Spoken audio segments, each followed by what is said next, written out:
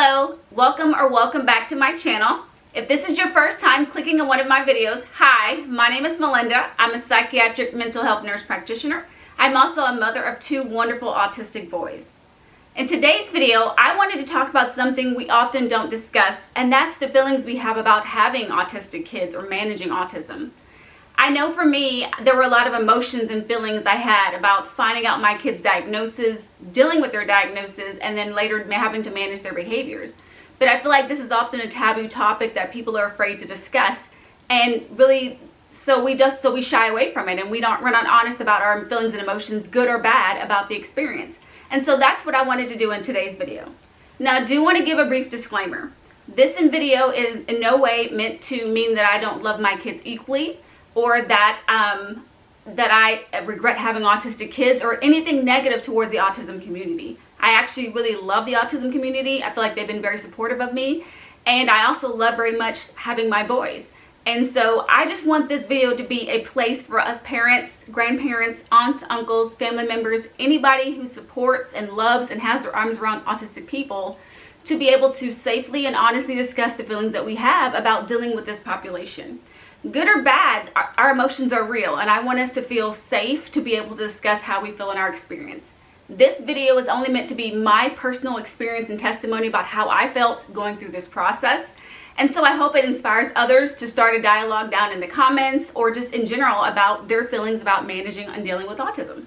If this sounds like something of interest to you, then please continue watching this video, and also feel free to share my content with people who you feel like might benefit. Editing Melinda here. I apologize for some of the focus issues that I've noticed when I'm looking back at this video, but the content, I felt like if I tried to re-record it, it wouldn't have the essence of what I was saying earlier. So hopefully you guys can see past some of the focus issues in the video and just kind of enjoy what I had to say. All right, back to the video.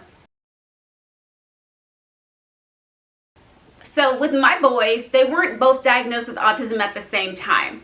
Andrew was diagnosed first when he was still just in daycare, because he was having a lot of meltdowns, a lot of problems managing social situations. He was often getting upset. Any change in his day would cause a complete disruption. If his teacher he was used to wasn't there, it was even hard just to get him to go into class. So before we even realized that he was autistic, as a parent, it was very frustrating, and it was very disheartening for me, because I didn't know how to support my child. I didn't understand why Andrew would get so upset all the time. I didn't understand why little things disrupted his day. I didn't understand why when we would try to help him, he would be almost fighting us, and I often felt powerless. I often felt weak. I often felt like a bad mom, because I felt like, why am I not able to help my child? Why is he having all these struggles? Why is life so hard for him? And I remember there were plenty of nights I cried. There were plenty of nights I just felt powerless to help my little boy, and I just felt like, is there nothing I can do? What's going on with him? Why is life so hard for him? And at the time, I just attributed it to his medical issues. So my triplets were born very premature. They were in the NICU for a long time. Andrew wasn't even supposed to make it out of the hospital, and he also currently has epilepsy and other medical issues. So I thought, well, maybe it's some of that neurologically, because again, the doctors really didn't know what damage was done from him being born so prematurely. So I thought, well, maybe it's some of that going on, but that just didn't seem right. And I knew something was going on with my child. I just didn't know what it was. I can't say I loved getting him diagnosed and hearing autism. At the same time, it gave me a sign of relief to know that at least now I can understand what's going on with him. At least now I can look more into it. I can do more research. And once I read more about autism, once I looked more into and learned about autism, it was like, oh my gosh, light bulb went off and everything made sense. And I was able to not feel so bad. It made me not feel like such a horrible mom. And instead, it gave me liberty to want to learn and almost relearn my child. And almost, okay, now that I know this is going on with him, what can I do? How can I change his environment? So it almost gave me like a new sense of joy and purpose to help him be better. And it just kind of reinvigorated me, and really made me and my husband both want to do whatever we could to support him and make, his journey and his life as easy as possible. So I no longer felt powerless. I felt a lot better. I felt like I could support him. And, as a mom, that's all you want for your child. You want to be able to raise them to be independent, raise them to to have great friendships, to be able to be great, loving, thriving adults. And for the first time, I felt like that was can be a reality for him, because before I didn't feel like that would be the case. So that was great. And so as Angie was doing better, all of a sudden we started noticing things with Jason. Now we're there in first grade, and now Jason's having social struggles. The teacher's telling us that he's having issues with class, and we're starting to see some of the parallels we noticed earlier with Andrew, now with Jason.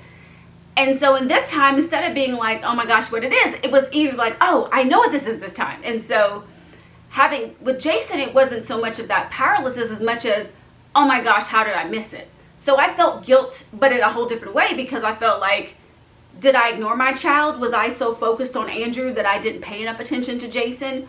How did I not see this? I'm sure it was obvious. How was I blind? So there was still some guilt there and some feelings like I failed in a way, but more because I felt like I put too much focus on Andrew and making sure he was okay, that I felt like with all my other kids, not just Jason, but even the other ones, maybe I dropped the ball with them. And maybe I focused too much on Andrew at the expense of the other ones. And so once Jason was diagnosed, it was a quicker process, because I knew what that looked like. And once we had a diagnosis for him, it was really easy and kind of seamless to work it in there, because now it was like, okay, we kind of know these things. We've already made shifts in our parenting. We've already kind of learned what this looks like, but now we know we also need to incorporate Jason in as well. When people find out that I have 2 autistic boys, the first question is always, wow, how do you do it? How do you manage it? And to me, it's no different than when I found out I was pregnant with triplets. It's nothing that you want to do, plan to do, but once it's your reality, you live it, you just make it work how you have to. And so having day-to-day with 2 autistic boys can be amazing, but I'm gonna be honest, it can be trying at times. There are some days, even with all the strategies, all the tips, all the tricks, all the wonderful things that we know to do, it is extremely frustrating. Because just like everybody from day to day, a person without autism has good days and bad days, so do autistic kids. And so there are some days where our boys are better able to use their coping skills, better able to use the strategies. There are some days they're better able to adjust to transitions and manage things and better deal with sensory overload or sensory processing issues. And there are some days where they can't, and that's a struggle.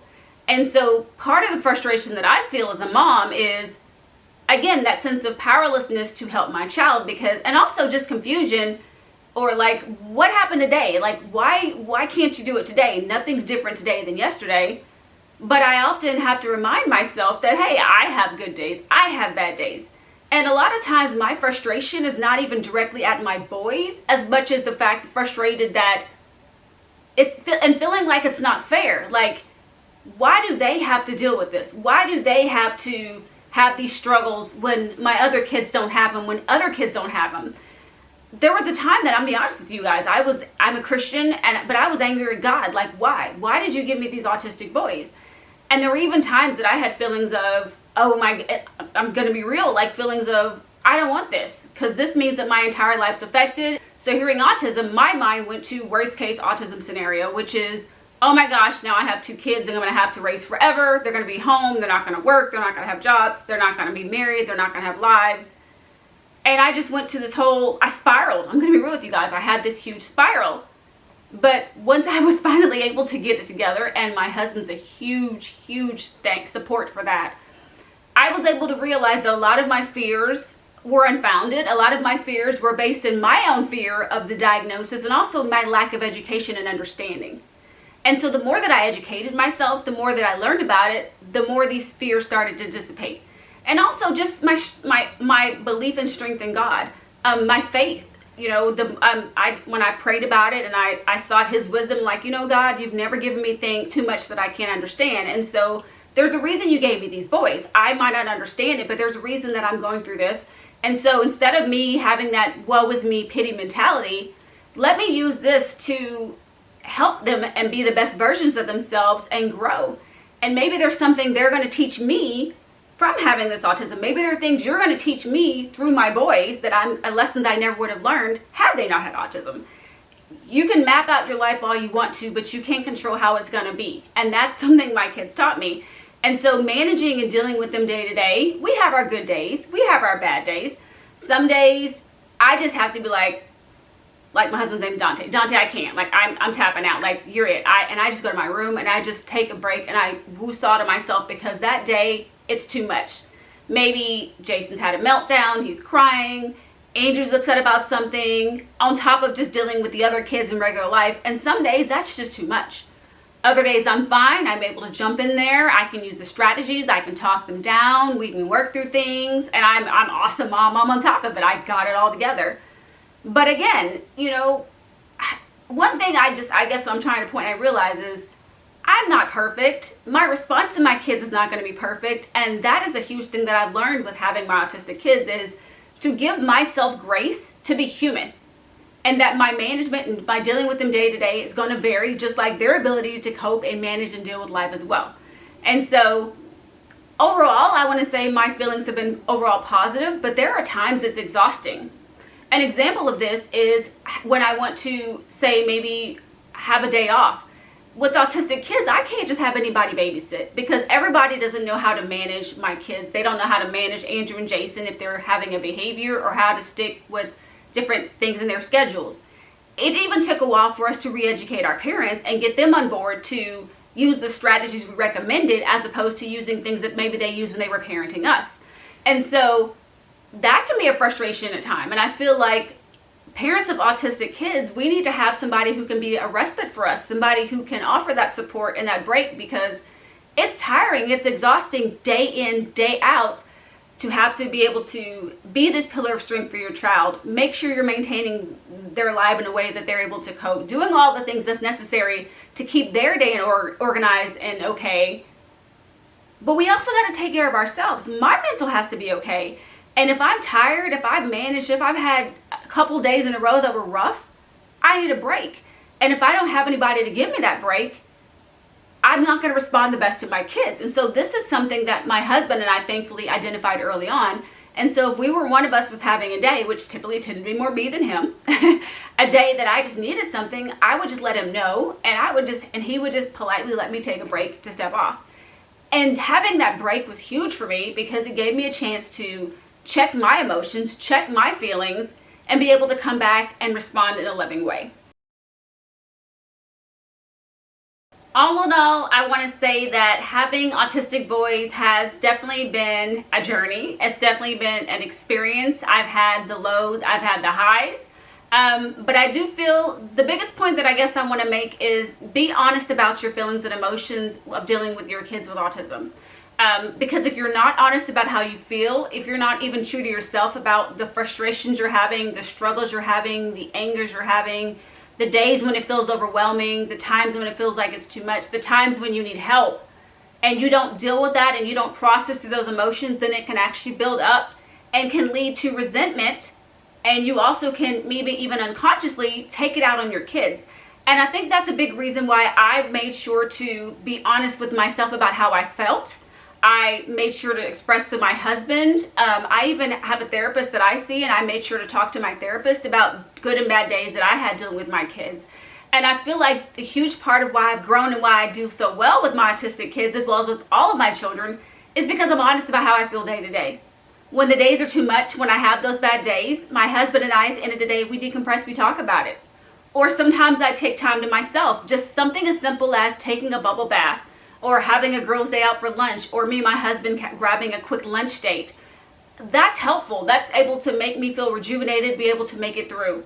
And also, again, a good thing is giving myself grace. And as a mom, realizing that there's nothing wrong with me, nothing I did or could have changed or done could have made this situation any different than what it is. So another reason, don't blame myself for them being autistic, because I think initially for a little bit, I even blamed myself that they were autistic.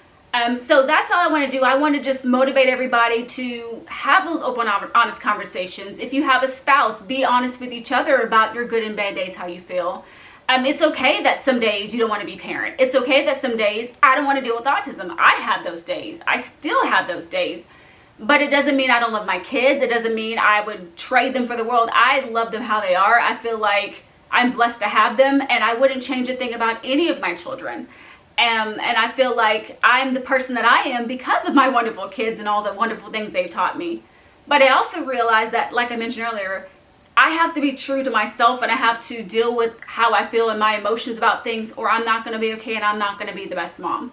And so if you have an autistic person in your life, if you're a dad, mom, sister, brother, relative, whoever, be honest about how you feel. If it's a day that it's too much, ask for help. Like I mentioned, get some respite. Have somebody who can assist you. If you don't have family members, maybe reach out to the community, find out resources available near you. That way you're not letting the frustration build up in you and it unintentionally ever comes out at your child or anybody you love. Well, that's all I have for you guys for this video. I hope that you guys felt inspired. I hope that I make you guys feel safe. I hope through me being so transparent about my feelings and my emotions, it makes you feel like it's okay to share yours. And let's start a conversation down in the comments. How do you feel? How do you feel managing autism? How has your experience been? All right, guys, make sure to come back. As you know, I put out new videos once a week on Sundays. Sometimes every now and then it's every other week, but for most times it's once a week on Sundays. So make sure to come back next week to catch the next video. And I'll see you guys later. Bye.